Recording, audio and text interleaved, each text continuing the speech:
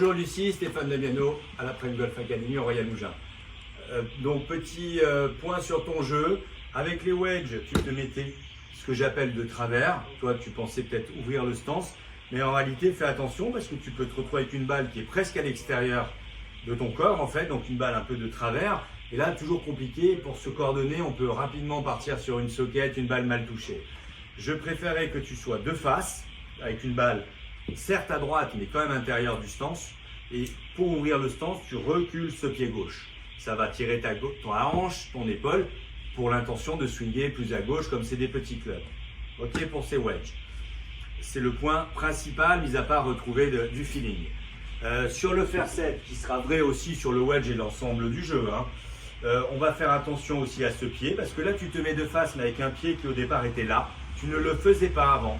Un pied qui va être tourné droit, tourné à l'intérieur, il va te limiter toute la rotation du côté droit et tu pourrais monter un peu devant ou bien revenir plus facilement par-dessus, etc. Donc tu mets le pied square, voire très légèrement ouvert comme avant, lorsque tu avais ton pic de forme à la fin de l'été. Premier point. Deuxième point, la distance à la balle. On a remarqué, on a comparé en fait avec ton fer 8 après ton pic de forme de l'été.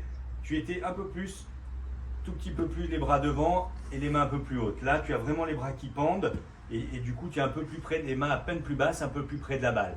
Donc, tu essaies quand même de m'ajuster ça. C'est une petite piste à creuser. En revanche, tu as amélioré ton takeaway parce qu'avant, tu faisais quand même pas mal ça. J'exagère. Et là, il est plus d'une pièce, mais on peut continuer parce que tu continues à me faire un petit détour qui me dérange ou qui pourrait, en fait, tu as le club derrière la balle. Alors, c'est peut-être parce que tu étais un peu près, mais quand tu démarres, tu venais pousser un peu devant et amener le club sur le talon. Et tu touches des balles un peu sur le talon. Donc j'aime pas trop.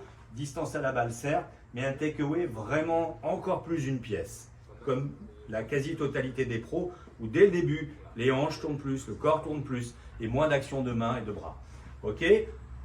L'autre point, avec un club qui croise un peu plus qu'avant, alors que tu ne swings pas trop à droite, donc soyons prudents, mais quand même, on a remarqué que tu laisses un peu plus venir le genou gauche, mais c'est peut-être parce que tu as mal à la hanche, il faut qu'on fasse attention, et en laissant venir un peu plus le genou gauche, tu fais un peu plus de rotation, et finalement tu as un club qui croise avec des mains un peu loin à cause de cette extra rotation.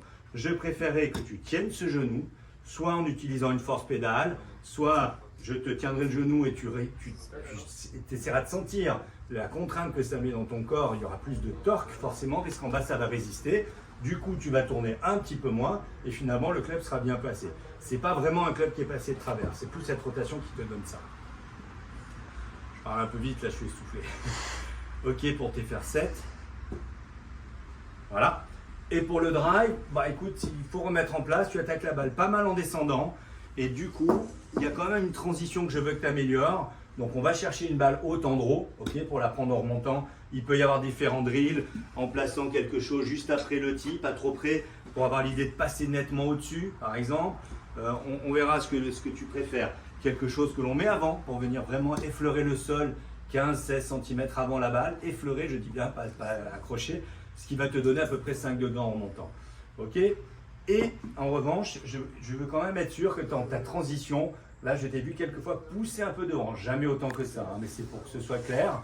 On va quand même bien vérifier qu'il y ait la reprise d'appui, ça tu le fais, mais que tes mains aient envie d'appuyer vers le bas, d'avoir un club un peu plus shallow, c'est-à-dire tout de suite vers le bas, et ensuite on va vers la balle, pour nettement swinger intérieur et extérieur.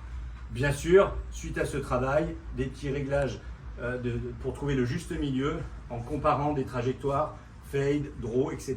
pour pas exagérer la correction et finir par faire des push et des hooks. Voilà.